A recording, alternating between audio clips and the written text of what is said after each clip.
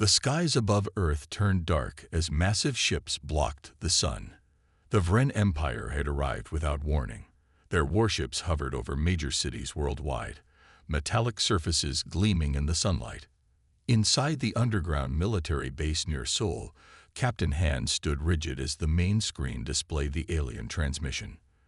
The message was delivered by a tall, gray-skinned being with 4 eyes arranged in a diamond pattern. "People of Earth," the alien had said in perfect English, "we are the Vren Empire. Your planet is now under our protection and rule. Surrender your weapons and accept our authority, or face elimination." The transmission ended, leaving the command center in silence. Generals and leaders from around the world appeared in separate windows on the screen, their faces grim. "We reject their terms," said the American general. "Agreed," echoed the others. Han looked at the satellite images of the alien ships. These vessels were unlike anything humans had ever built, smooth, almost organic in design, with no visible weapons yet radiating power beyond measure. "They've never fought humans before," Han said quietly to his assistant. "They don't know what we're capable of." The first attacks came at dawn. Green energy beams sliced through military bases worldwide. Aircraft carriers sank before launching a single plane. Tank divisions turned to ash in seconds. The aliens' energy shields made missiles explode harmlessly before reaching their targets. By noon, the major armies of Earth were in retreat.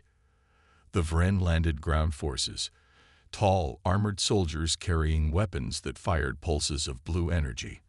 They moved with military precision, securing city centers and government buildings. Han escaped Seoul just before it fell. His car weaved through panicked traffic as alien ships flew overhead. In his rearview mirror, he watched as the city's tallest buildings were surrounded by shimmering blue fields. "Captain Han, report to Mountain Base 7, came the order through his secure phone. "Colonel Park is assembling a special unit." The mountain base was hidden beneath an old temple, 3 hours from the city. Han passed through 7 security checkpoints before reaching the main chamber. There he found Colonel Park studying the 3-dimensional map of Earth, with red dots marking alien-controlled territories. "Captain Han, welcome," Park said without looking up. "What do you notice about their conquest pattern?" Han studied the map. "They've taken the cities but haven't pushed into the countryside or mountains." "Exactly. They control only about 15% of Earth's land surface, yet they consider the planet conquered." Park switched to another screen showing close-up footage of alien commanders. Unlike their soldiers, these Vren wore minimal armor and always stayed far behind the front lines, directing operations from protected positions. "Their command structure is rigid," Park explained. "Orders flow from top down, with little individual initiative. They expect us to fight conventionally, armies against armies." Han nodded. "But we can't win that way." "No, we cannot." Park pressed a button, and a side door opened. 20 men and women in specialized combat gear entered. These are the best snipers from Special Forces units worldwide. American, Russian, British, Chinese, Korean, all with confirmed kills beyond 2 kilometers. The snipers stood at attention, their faces showing the quiet confidence of elite specialists.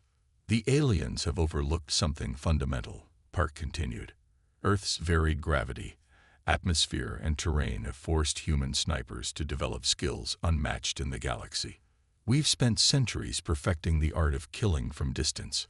He showed footage of a Vren commander gesturing to troops from behind energy shields. "They believe they're safe. Their shields stop fast-moving objects, but they've calibrated them for their weapons, not ours. Our tests show that specially designed bullets, moving slower but with higher mass, might penetrate at certain angles." Park turned to the assembled snipers. "You will be organized into 10 teams, deployed globally. Your mission: eliminate the alien command structure. No direct engagements, no heroics. Take the shot and disappear." A woman raised her hand. "Sir, what about civilian populations in occupied territories? Intelligence shows they're being registered but not harmed." The Vren want workers, not corpses. This gives us time to act. Han studied the snipers. Each had the focused eyes of a hunter, the calm demeanor of someone comfortable with lethal responsibility. Park continued. The aliens expect armies. They've prepared for tanks, planes, and missiles. They've never faced an enemy that strikes from kilometers away then vanishes into the wilderness. He walked among the snipers. Each team will receive specialized ammunition, advanced heli-suits that mask thermal signatures, and communication equipment that piggybacks on the aliens' own signals. Han watched as the snipers were shown the specially developed bullets. Tungsten core rounds designed to maintain velocity at extreme distances. Your first targets are regional commanders, Park explained. We've identified 23 across the globe. Taking them out simultaneously will create chaos in their chain of command. A map appeared showing deployment locations, mountain ranges, forests, and remote areas overlooking alien strongholds. Captain Han will coordinate intelligence gathering, Park said. The resistance networks forming in occupied cities will help identify targets and patterns. That night, the snipers prepared their equipment. Han watched as they meticulously checked their rifles, memorized maps, and studied alien behavior patterns. One sniper, Sergeant Moon, cleaned his rifle with practiced hands. They think their technology makes them gods, he said quietly. They forget that humans have been killing each other for thousands of years. We've gotten very good at it. As dawn approached, the teams prepared to deploy via stealth helicopters. Colonel Park addressed them one last time.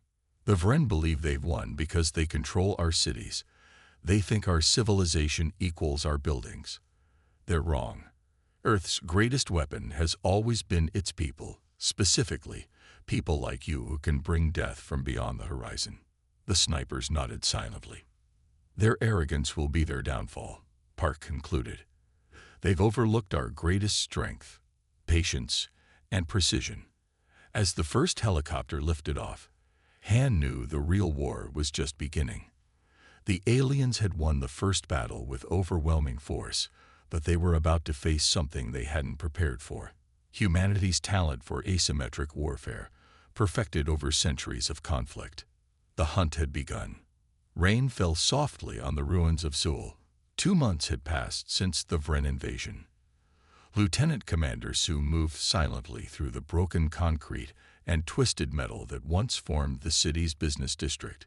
3 members of her sniper team followed, each carrying specialized equipment and moving with practiced stealth. They wore adaptive camouflage suits that changed color to match their surroundings. Their faces were covered in special paint that blocked the alien heat sensors. Even their breathing was controlled, slow and measured. 500 meters to position, Sue whispered into her throat mic. The team had spent 3 days studying the target. The Vren had converted the remains of the Hyundai Tower into their regional command center. Blue energy shields surrounded the building, visible as a slight shimmer in the air. Alien soldiers patrolled the perimeter, their tall forms moving with mechanical precision.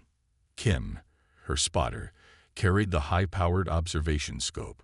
Jun carried extra ammunition and communications equipment. Tai was responsible for security, watching their backs as they moved through enemy territory. They reached the abandoned apartment building that would serve as their firing position.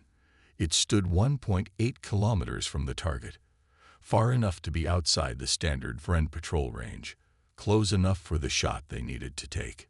Sue's rifle was a masterpiece of human engineering, modified specifically for this mission. The scope alone had cost millions to develop, with adaptive optics that could compensate for atmospheric conditions. The ammunition was custom-made, tungsten core rounds designed to maintain velocity and penetrating power at extreme distances. The team set up on the 15th floor of the damaged building. They moved furniture to create a hidden nest near a shattered window. The position gave them a clear line of sight to the Vren command post, while keeping them hidden from ground patrols. Beginning observation, Kim said quietly, setting up his spotting scope. For 6 hours they watched. The Vren operated with predictable patterns. Guards changed every 2 hours. Supply vehicles arrived at set times, and most importantly, the commanding officers held meetings at the same time each day. "There," Kim whispered as the sun began to set. "Northeast corner, 42nd floor, the tall one with the gold markings on his uniform." Through her scope, Sue saw the alien officer. Intelligence had identified him as General Dak, the third highest-ranking Vren official on the Korean peninsula. He stood at least 7 feet tall, with the distinctive four-eye arrangement of high-ranking Vren. He was gesturing to subordinates, clearly giving orders. "Target confirmed," Kim said. "General Dak is present." Sue began her calculations. This was where human snipers excelled in ways the aliens couldn't comprehend. The Vren had evolved on a planet with lower gravity and denser atmosphere. Their weapons were designed for different conditions. They relied on energy weapons that traveled in straight lines. Human snipers had spent centuries mastering the complex mathematics of extreme long-range shooting on Earth.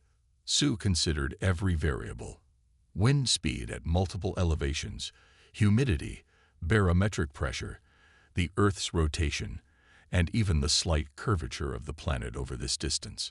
Wind is 3 knots from the northwest, shifting to 5 knots above 200 meters, Kim reported.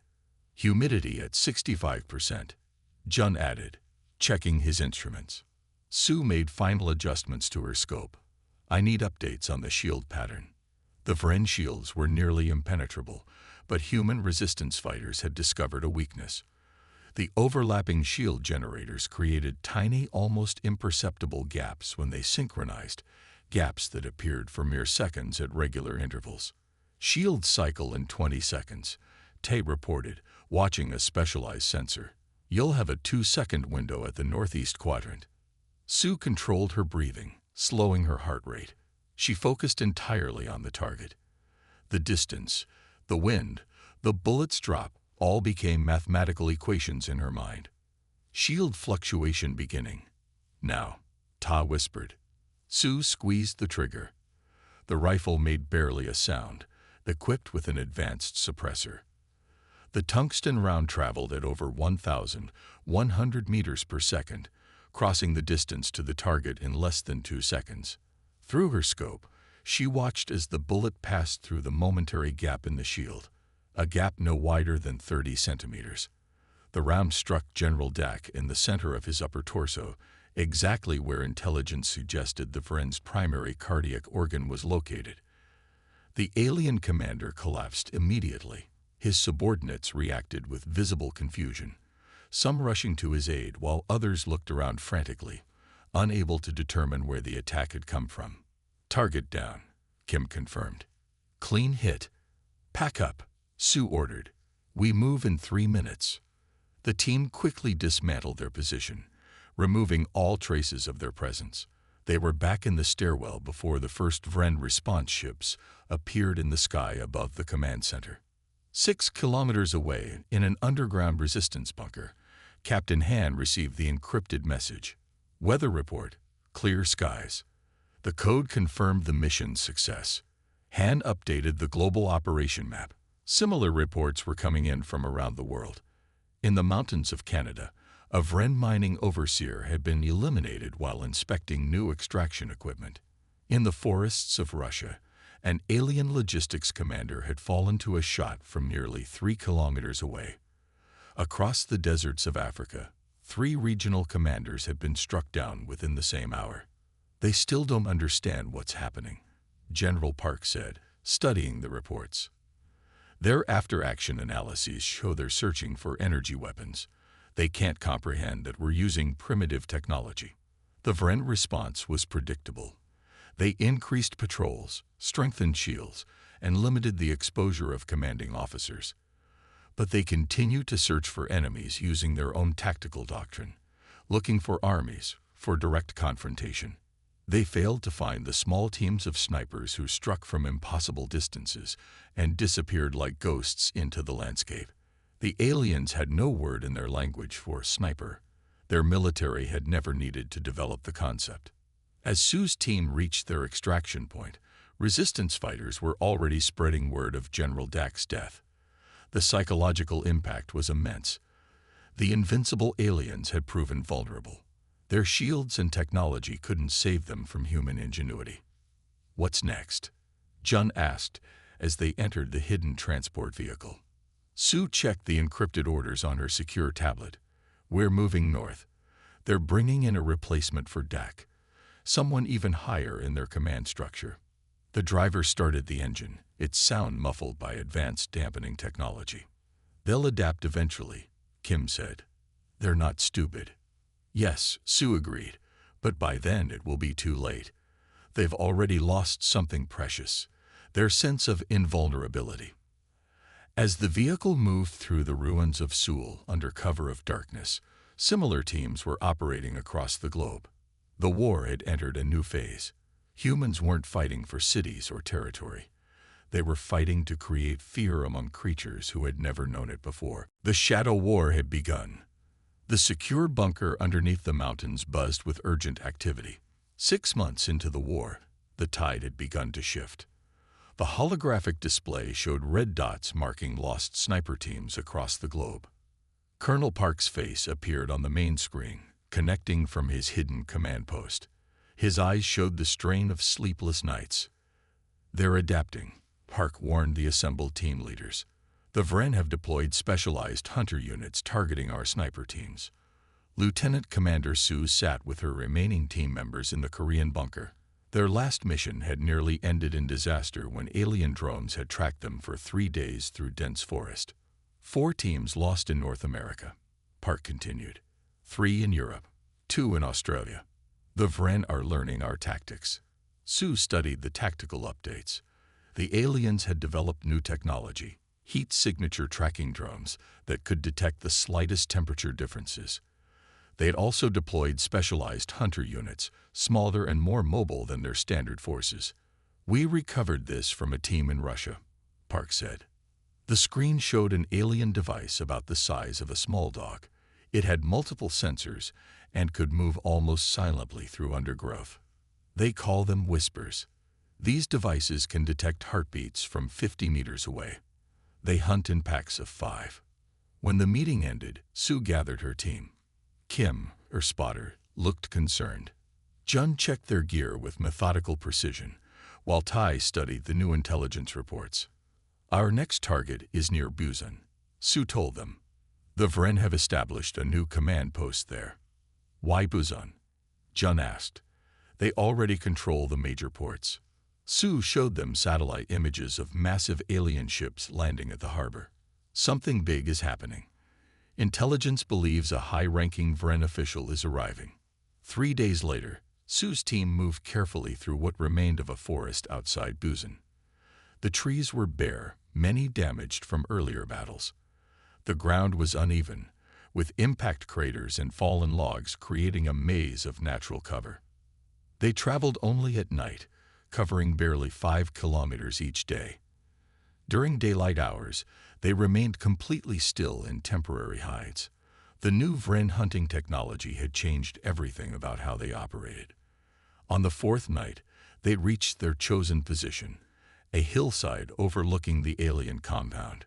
The Vren had converted a former military base into their regional headquarters. Energy shields surrounded the complex, and alien vessels constantly flew overhead. "This is different," Kim whispered as he set up his observation equipment. "More security than I've ever seen." Sue nodded. "They're protecting someone important." The team spent 2 days creating their hide position. They dug into the hillside, using the natural rock formation as both cover and concealment. They spread special material that blocked thermal signatures above them. Their breathing tubes were buried several meters away so exhaled warm air wouldn't give away their position. Jun set up tiny sensors in a perimeter around their position. The devices would warn of approaching drones or hunter units. "Motion detector," Jun reported on the 3rd morning, 300 meters east and moving this way. The team went completely silent, barely breathing as the alien hunting drone passed less than 50 meters from their position. The small, 6-legged machine paused several times, its sensors sweeping the area, before continuing into the forest. "That was too close," Ta whispered once it was gone. Kim had maintained his watch on the alien base. "Movement at the landing pad," he reported. 3 transport ships approaching. Through their high-powered optics, they watched as a large ornate vessel descended from the clouds. Unlike the military ships, this one gleamed with gold markings and elaborate designs. "That's not a military transport," Sue said. "That's a command vessel." The ship landed, and a contingent of heavily armed guards formed a protective corridor. Then a tall figure emerged, nearly 8 feet in height, wearing elaborate armor with glowing symbols. "High Commander Toll," Kim confirmed, comparing the figure to intelligence photos. "First time any of their Supreme Council has come to Earth directly." This was unprecedented. The Vren leadership, once completely confident in their technological superiority, had grown paranoid. Their precisely structured military hierarchy was falling apart as field commanders were systematically eliminated around the globe. High Commander Toll had arrived to personally oversee new counter-sniper tactics. "Range is 1,740 meters, Kim calculated. "Wind is minimal. But the shield pattern is different." They improved the coverage. Sue studied the energy barrier surrounding the base. The previous shield pattern had created predictable gaps at regular intervals. This new system appeared to randomize the fluctuations. "We need more data," she decided. "We watch for 3 days." The team settled into the rhythm of constant observation. They took turns watching, documenting every pattern and movement. They ate cold rations and used special containers for bodily waste. No one moved unnecessarily. The slightest mistake could attract the hunter drones that regularly patrolled the area. On the second day, one of the drones stopped directly above their position. The team froze as the machine hovered silently. Its sensors pointed down at the camouflaged hide. After what seemed like an eternity, the drone moved on. Once it was gone, Jun checked his equipment. "They've updated the sensors," he whispered. That one was detecting carbon dioxide levels, not just heat. By the 3rd day, they had identified a pattern. High Commander Toll visited the western section of the base each evening at precisely the same time. For approximately 40 seconds, he would stand near a communications array, apparently receiving updates from Vren forces worldwide. "The shield fluctuates during data transmission," Ta noted. "There's a 3-second window where coverage drops to 80% on that section." Sue made her calculations. The shot would need to thread through a gap in the shield that appeared unpredictably within a small area. The margin for error was measured in centimeters. "We'll need a distraction," she decided. "Something to draw attention away from our position after the shot." Jun prepared a small explosive device. "I can set this to detonate 2 kilometers south, 30 seconds after your shot." As dusk approached on the 4th day, the team made final preparations.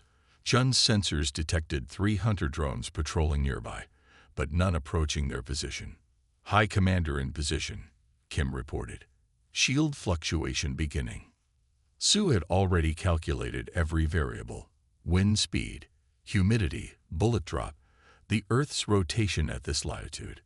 She controlled her breathing, her heartbeat slowing as she centered the crosshairs on the precise spot where the alien commander would stand. "Shield gap opening in 3, 2, 1. Sue squeezed the trigger. The specially designed bullet flew true, passing through the momentary gap in the energy barrier.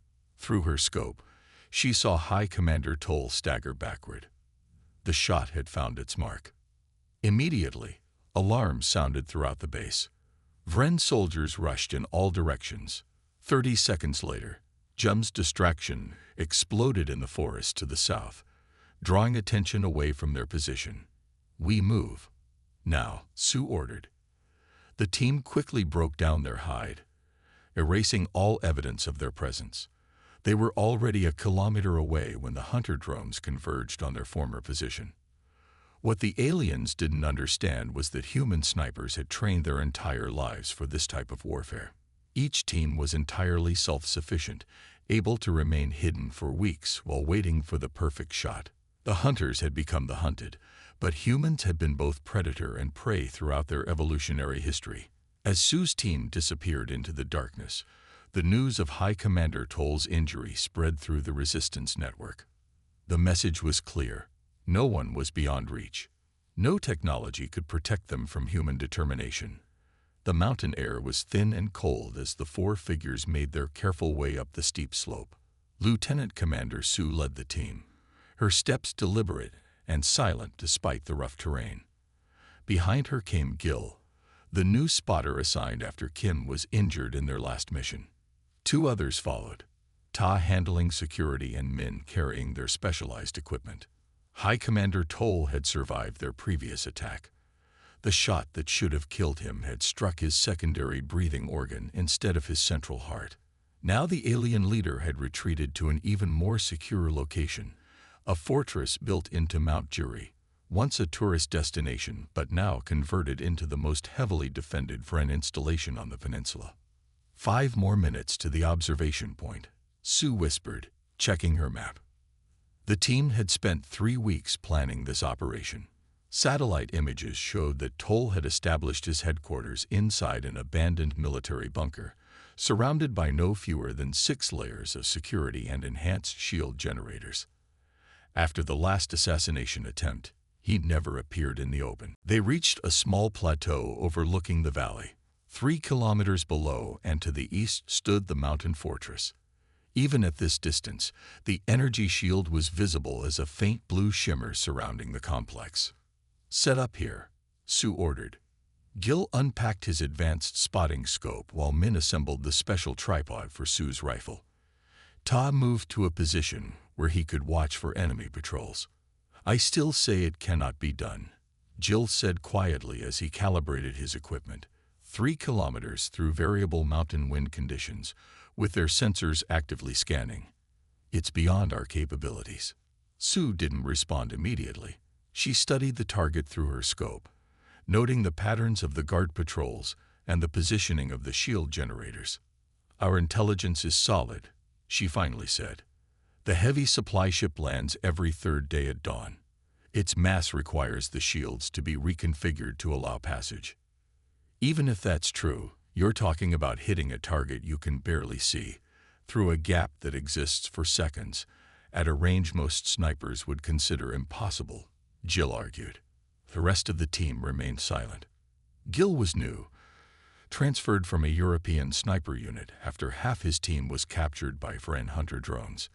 He was skilled but hadn't worked with Sue before. "I've made harder shots," Sue said simply. They spent the next day observing. The fortress was a hive of activity. Smaller Vren vessels came and went, passing through carefully timed openings in the shield. Guard patrols covered every approach, and sensor drones constantly swept the surrounding mountains. "They've learned," Ta noted as he watched a hunter unit methodically searching a valley 2 kilometers away. 6 months ago, they wouldn't have bothered securing mountain approaches. As night fell, Min set up the thermal cloaking system. The special material absorbed and redistributed their body heat, making them invisible to heat sensors. They took turns sleeping, always keeping 2 people on watch. In the pre-dawn hours of the 2nd day, a small scout drone passed within 50 meters of their position. Everyone froze as its sensors swept the area. After what seemed like an eternity, it moved on. "Too close," Jill whispered. "They're expanding their search pattern." Sue nodded. "We won't have much time after the shot." As the sun rose, they observed the daily routine of the fortress. High Commander Toll was never visible from their position, but intelligence suggested he occupied the central chamber, deep within the mountain. "I've been studying the shield modulation," Min said, showing Sue his readings. "There's definitely a pattern when ships pass through. The entire northwest quadrant weakens for exactly 5.3 seconds. Sue considered this information. "And the command center. Here," Min pointed to his tablet. "Behind these reinforced walls, the angle would be extremely difficult, but there's a maintenance shaft that might provide a line of sight." Gil shook his head. "You'd need to thread the bullet through a maintenance shaft after passing through a shield gap. It's impossible." "No," Sue corrected him. "Just very, very difficult." That evening, They finalized their plan. Min and Tai would move to positions 5 kilometers south and trigger a series of small explosions to draw attention away from the mountain. Gil would spot for Sue, calculating wind variables and shield timing. "We have 8 special rounds left," Sue told them, showing the custom ammunition. The tungsten core bullets had been designed specifically to maintain velocity and accuracy at extreme ranges. "We won't get another chance at this." Before dawn on the third day, Min and Tai departed for their positions. Sue and Gil prepared for the shot. She calibrated her rifle, checking every component with methodical precision. "Supply ship approaching," Gil reported as the sky began to lighten. A massive Vren vessel, twice the size of their standard transports, descended from the clouds. Sue settled into position, her breathing slow and controlled. She watched through her scope as the ship approached the fortress. The shield began to shimmer more intensely. "Wind is variable, shifting between 2 and 4 knots from the southeast," Jill said. "Temperature dropping slightly with dawn. Humidity at 62%. Sue made tiny adjustments to her scope. The distance was extreme minus 3,217 meters according to their laser rangefinder.